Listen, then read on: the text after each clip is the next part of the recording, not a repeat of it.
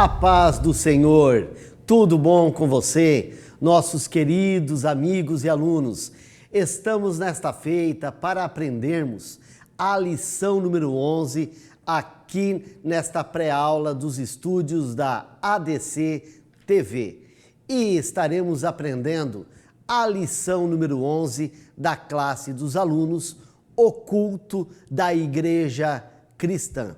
Mas afinal, o que é culto? Nós estaremos aprendendo nesta lição para estarmos ensinando em todas as escolas bíblicas dominicais. E no nosso texto áureo, nós temos como tema base 1 Coríntios, capítulo 14, versículo 26, que diz: Que fareis, pois, irmãos, quando vos ajuntais, cada um de vós tem salmo, tem doutrina, tem revelação, tem língua, tem interpretação, faça-se tudo para edificação. Edificação de quem? Edificação da igreja. Então, no culto, o que nós teremos no culto? Nós teremos cânticos, que são os salmos, teremos doutrina, teremos revelação, teremos língua, teremos interpretação, ou seja, fazendo tudo isso para a edificação da igreja. A verdade prática, ela nos fala, o culto é uma sublime forma de nos expressarmos em adoração, louvor, gratidão e total rendição a Deus. Desculpa. Então, dentro da verdade prática, o querido professor, ele vai já começar a mostrar para essa classe que o culto é uma forma de expressarmos a nossa adoração, o nosso louvor, a nossa gratidão e total rendição a Deus. Daí eu aplico dentro da verdade prática, como uma pré-introdução, os Salmos número 100, verso 2, que diz assim, num texto, tá? Da Nova Versão Internacional: prestem culto ao Senhor, diz a tradução Nova Versão Internacional. Só que a Almeida Corrigida Fiel, ela escreve assim: serve ao Senhor com alegria. O que nós vamos já começar a trabalhar na nossa pré-introdução, lá na nossa classe de escola dominical? Que culto é serviço. Lá nos originais, quando você vai pesquisar o original dentro do Salmo 100, verso 2, nós vamos encontrar no hebraico a palavra avod. Avod quer dizer servo. Latreia, do grego, serviço. Então, culto é serviço. Então, dentro da nossa verdade prática, ela está nos ensinando. Esse serviço é a forma de nós expressarmos em adoração, louvor, gratidão e total rendição a Deus. Então, queridos e amados, para entrar dentro da introdução da lição, nós já vamos deixar bem claro aos nossos alunos que estar num culto, você está prestando um serviço voluntário ao Senhor nosso Deus, com louvor, gratidão e total rendição a Deus. Amém? Entramos então na nossa introdução. Então, nós primeiro começamos a entender dentro da nossa introdução que o culto é santo. O culto é um dos temas que vai ser trabalhado dentro da lição, que o nosso Deus é santo e o culto é santo. O culto, ele deve estar num ambiente solene. E o que quer dizer a palavra solene? Solene é uma reverência. O culto, ele é encharcado da reverência ao Senhor. Não alguns cultos que fazem por aí, um culto que é uma bagunça, um culto sem reverência, um culto que as pessoas se comportam como estivessem em qualquer outro ambiente, menos como casa de Deus. Então, o nosso culto é solene. O culto é onde nós mostramos a glorificação a Deus, como Ele é grande, como Ele é poderoso, como Ele é maravilhoso. Isto é culto. É no culto que a igreja, ela é edificada com os propósitos, como diz a sublimes, de um verdadeiro culto cristão. Daí eu volto lá em 1 Coríntios 14, 26, do nosso texto áureo. O nosso texto áureo está nos ensinando que no culto tem salmo, tem doutrina, tem revelação, tem línguas, tem interpretação. Então existe uma edificação nesse culto. Ainda dentro da nossa introdução, diz que todo culto, ele tem um ritual, ele tem uma cerimônia, tá? Então esse culto, ele é cerimonial, esse culto, ele tem uma liturgia, esse culto tem uma organização. Então nós destacamos o papel do culto. O papel do culto, da Bíblia, da adoração, diz a lição aqui, nesta palavra, entusiástica, ou seja, é um culto cheio de vida, é um culto cheio de alegria, não é um culto morno, não é um culto parado, não é um culto de pessoas desanimadas, porque aonde existe a liberdade espiritual, nós entendemos pelo poder da palavra que aí há liberdade, e esta é a dinâmica pentecostal. Então, nós entramos dentro, da nosso primeiro tópico, que fala sobre a natureza do culto. Dentro da natureza do culto, nós temos a síntese, que diz assim: sendo o culto uma forma de serviço a Deus, sua prática requer reverência, ordem e santidade. Então, é dentro disto que nós trabalhamos o nosso primeiro tópico, que o culto é uma forma de serviço a Deus. Por isso que a palavra culto é serviço. E nós praticamos tendo reverência, organização e santidade no templo do Senhor, realizando o culto. Então, o primeiro tópico é o culto como serviço a Deus. Na Bíblia, o culto é mostrado como um serviço, ou seja, culto é entrega. Nós vamos ao culto não é para agradar um público, nós vamos ao culto para realizar um serviço a Deus, realizar uma adoração a Deus, receber, a bênção do céu com sabedoria para entregar a mensagem de Deus para o povo. No culto pentecostal, como nós, Assembleia de Deus, temos essa doutrina, há línguas, há revelação nesse culto. Então, para falar de serviço, nós sempre voltamos lá nas páginas do Antigo Testamento.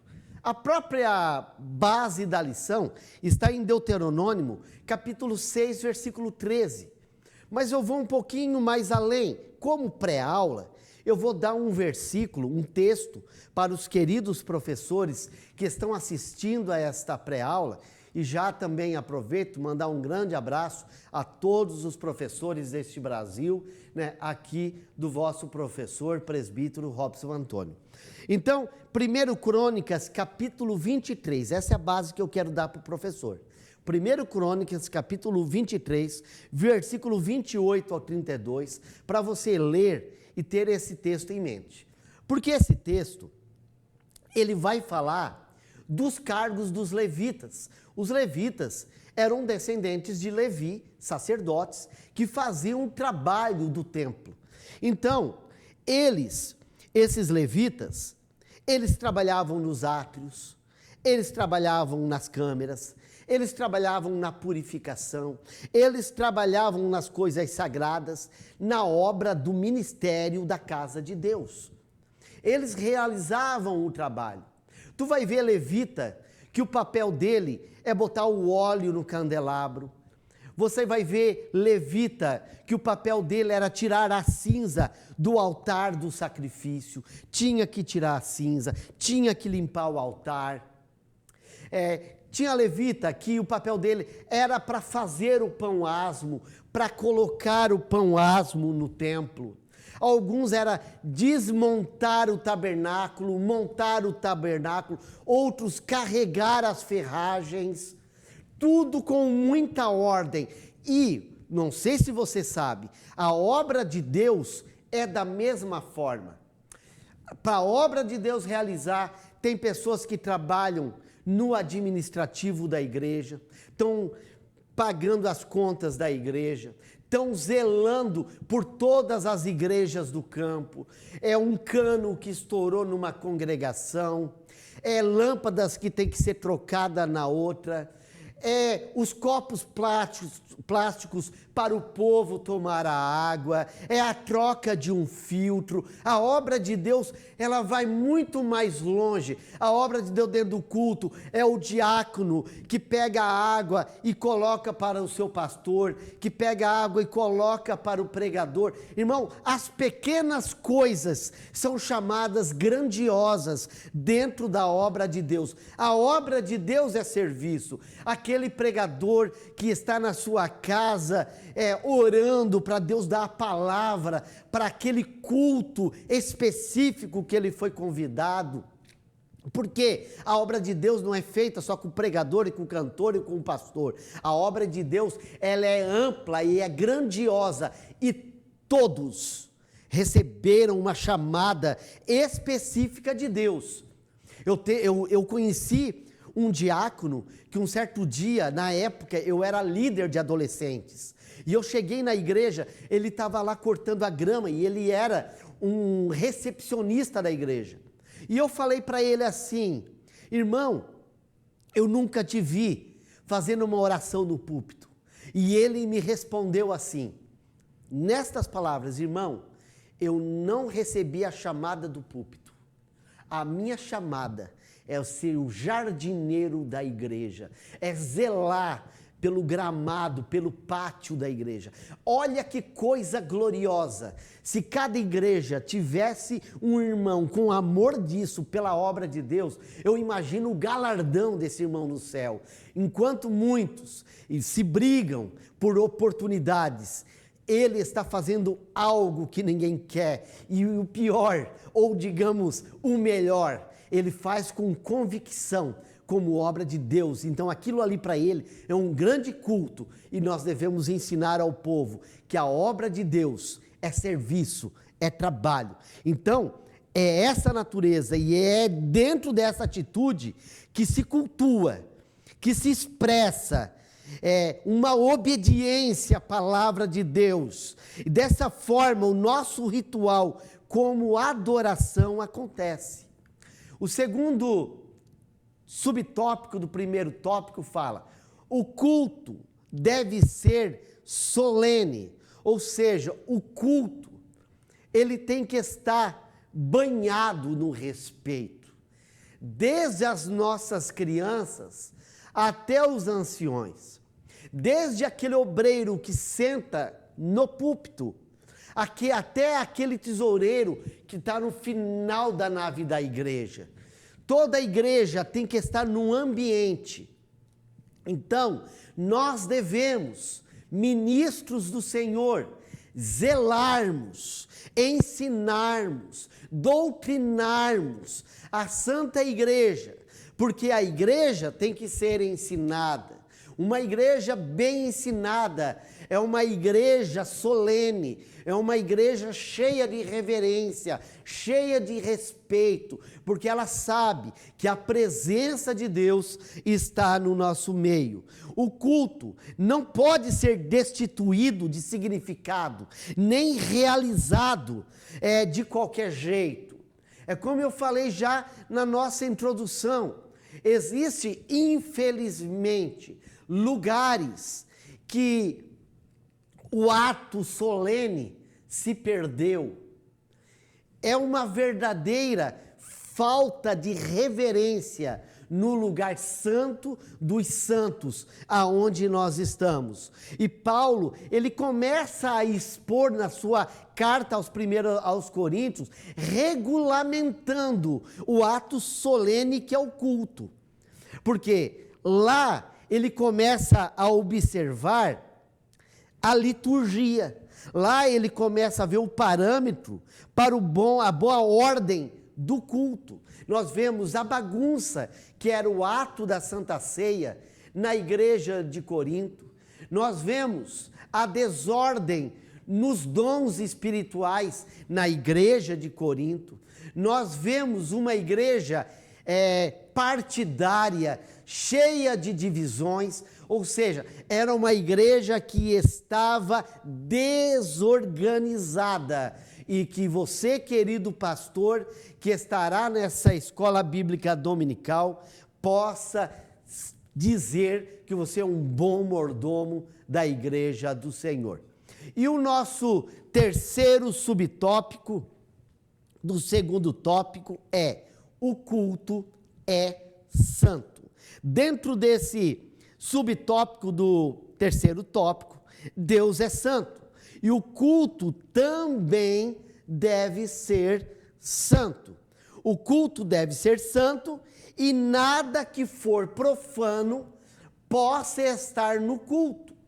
Nós devemos cuidar da Santa Igreja. É o nosso compromisso cuidar do púlpito. O púlpito é algo que nós devemos ter zelo. Há algumas congregações Brasil afora que têm brincado com a pureza do culto, têm deixado o profano estar no lugar do santo, e nós devemos ter essa reverência, porque o culto é vida, e a vida era já praticada no Antigo Testamento.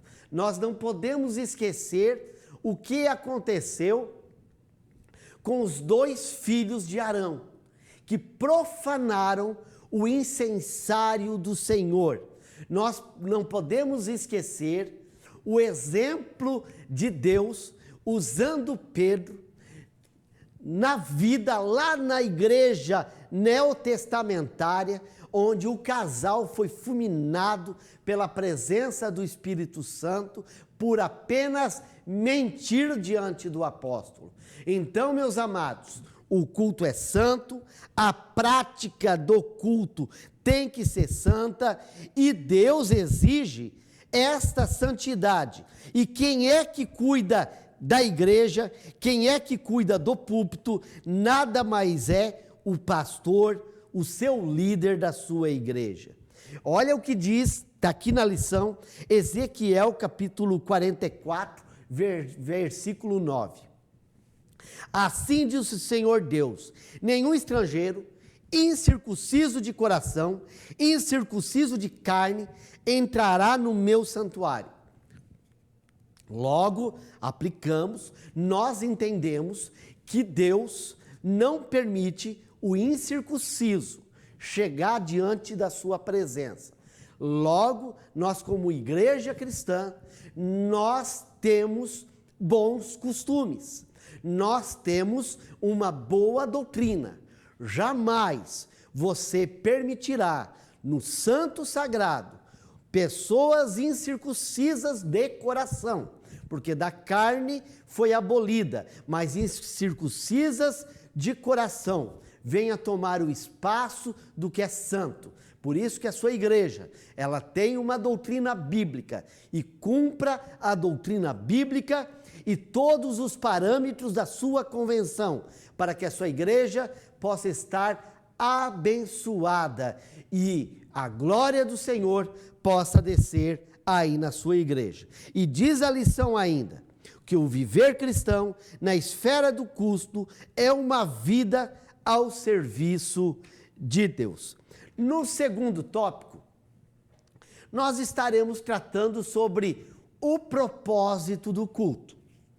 A síntese, embora o alvo do culto seja Deus e não o ser humano, um culto legitimamente cristocêntrico edifica toda a igreja.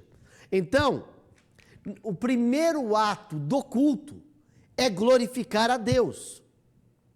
Por quê? Porque o culto é celebração. É no culto que nós, cada alma, não importa se é o pastor ou um novo convertido, ou alguém com mais tempo que é neófito, mas todos demonstram do fundo da alma a grandeza de Deus. E é dentro desse ambiente que o culto se torna cristocêntrico e não antrocêntrico. Quando o culto é antrocêntrico, o centro é o homem. E nós devemos cuidar com esta mensagem antrocêntrica. E frise isso, porque o antrocentrismo, o homem começa a ser o centro. Daí, quando o homem é o centro, daí Deus tem que te dar, Deus é obrigado a fazer, Deus é obrigado a te abençoar, Deus é obrigado isso, Deus é obrigado aquilo, porque você é o centro. Mas eu quero te dizer que na mensagem cristocêntrica, Cristo é o centro, Ele tem que ser adorado. Você vai pedir, daí dar-se-vos-á, mas Ele vai dar no tempo de Deus, no momento de Deus. Na mensagem cristocêntrica, Cristo pode dizer não para você, nem tudo que tu pede tu vai receber, porque daí Ele é Deus e tu é servo, Ele é grande e tu é pequeno, Ele é Deus e tu é servo. Esta é a mensagem cristocêntrica. Daí tu vai estar lá dizendo santo, santo, santo ao Senhor Todo-Poderoso. A Ele toda a honra, a Ele toda a glória, a Ele todo o poder. Uma mensagem cristocêntrica. Por quê? Cristo é a fera do lugar. Cristo é a esfera onde acontece o verdadeiro culto. Ele é o único mediador entre Deus e os homens, porque foi Ele que se sacrificou numa morte vicária pelas nossas almas. Então mostre para a sua classe a grandeza de Cristo, que a salvação é por meio da graça e o culto tem que ser sim cristocêntrico. O segundo subtópico do segundo tópico diz a parte negativa. Quando não se cultua Deus. Como?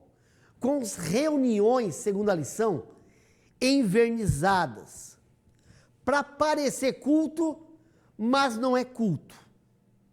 Por quê? São reuniões que tendem a não glorificar a Deus.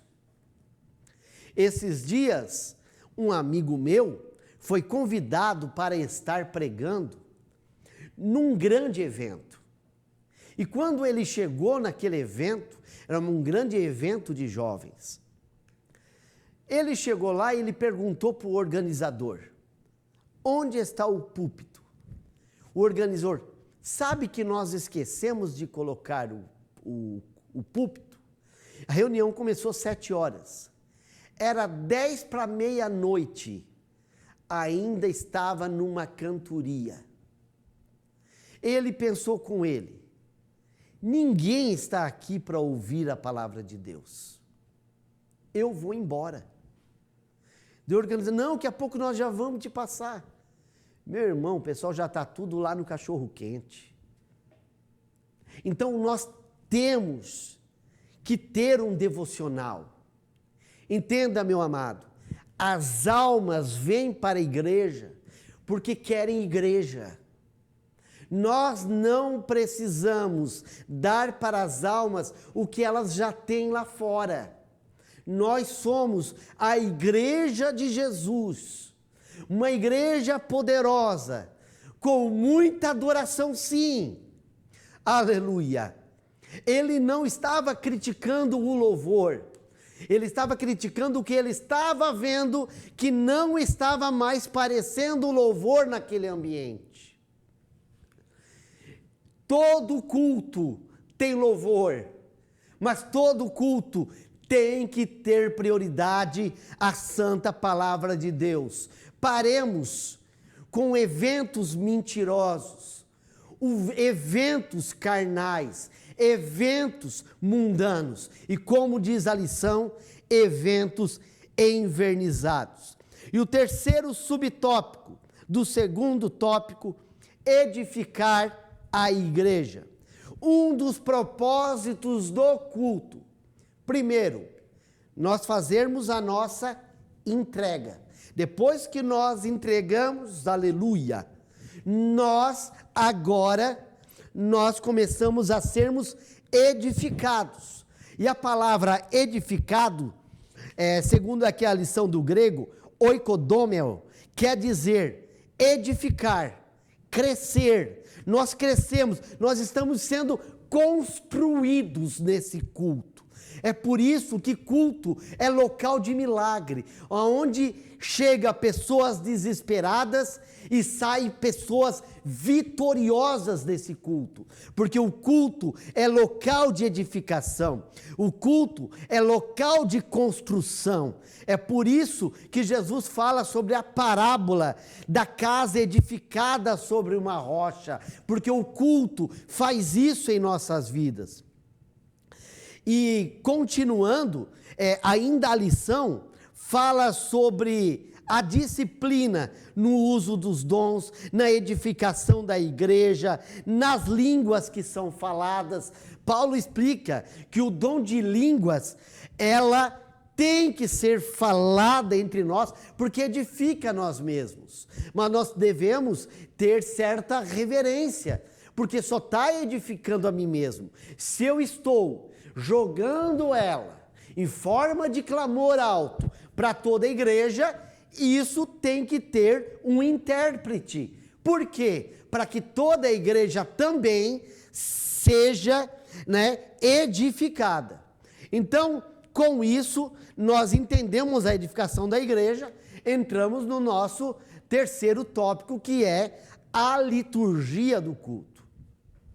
Na liturgia do culto, o culto pentecostal segue o modelo de liturgia neotestamentária, com expressão fervorosa de adoração e primazia do ensino da palavra de Deus.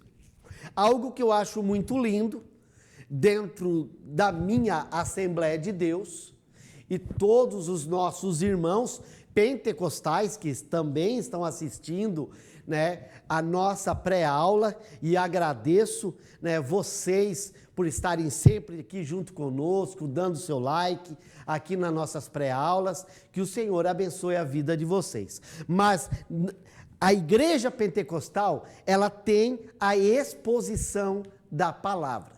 Conosco não é só barulho, não é só pentecostalismo, tem Bíblia no nosso meio. Então, o modelo pentecostal tem um compromisso, escute bem, tem um compromisso com a autoridade bíblica, já desde a nossa fundação. Gunnar Wingren, ele andou por esse Brasil, visitando localidades aonde ele ficava sabendo que tinha um movimento pentecostal lá. E ele ia lá para realmente confirmar se eles eram nossos irmãos pentecostais. E como que ele fazia isto? Olhando se aquele movimento era um movimento genuíno das Escrituras. Aqui na nossa região do sul do Brasil, mais precisamente sul de Santa Catarina, ele passou por aqui. E ele chegou numa região que ele viu, lá é fogo estranho. Ou seja, havia um movimento que estavam dizendo que era um movimento pentecostal, mas não era naquela situação lá. Graças a Deus por isso, nós temos uma base bem firme nas Escrituras.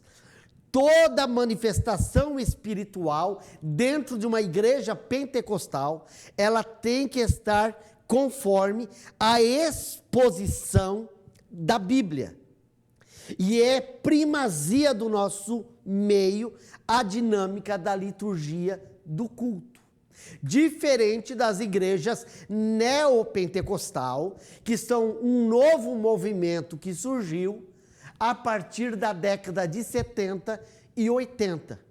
Que lá a doutrina não importa se tem base bíblica, o que importa é se tem resultados. Então são cultos que vocês vê que não tem na Escritura ou pegam um versículo bíblico do Antigo Testamento e chamam aquilo ali de campanha e usam aquilo ali para dizer que é bíblico. Não.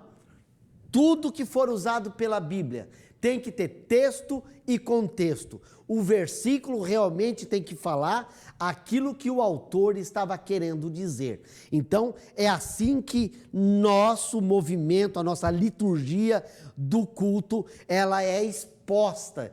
Tem que ter base bíblica. E o Senhor Jesus foi o nosso maior exemplo, o nosso maior expositor da Escritura e é a base do ministério, tá?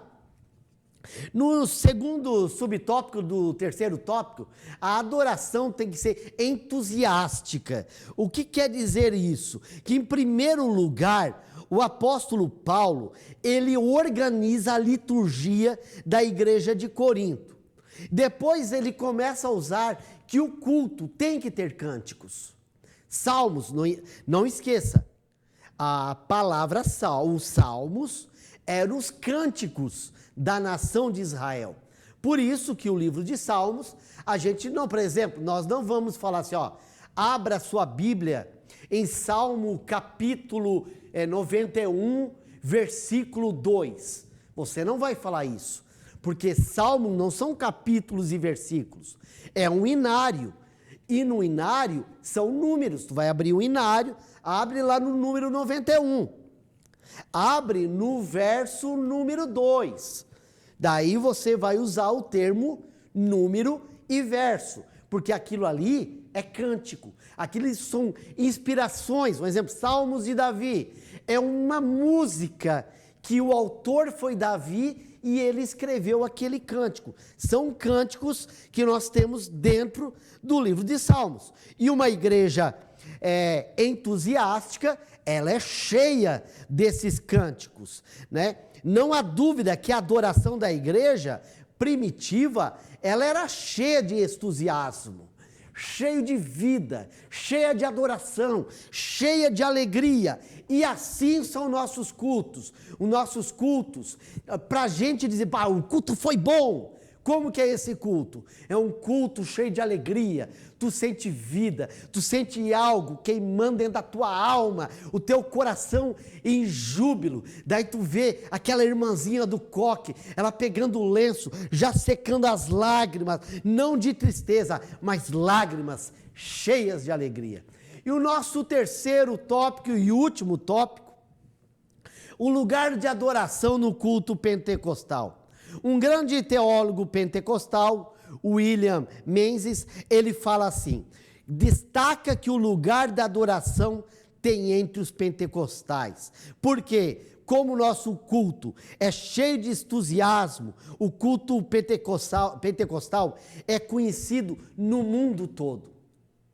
Basta eu falar aqui do grande movimento da Rua Azusa, uma igreja pequena, que não tinha mais de 50 crentes, pessoas desprezadas pela sociedade da época, pelos americanos. O movimento da Rua Azusa não começou um movimento pelos americanos, eram filhos de escravos, eram imigrantes hispanos, latinos, empregadas domésticas, o pessoal do povo, filhos de escravo, como William Seymour. E o que acontece? Com eles, Deus começou a derramar o Espírito Santo através da palavra. E começou a chamar a atenção das multidões. E as multidões começaram a visitar. E ali Deus começou a fazer um movimento.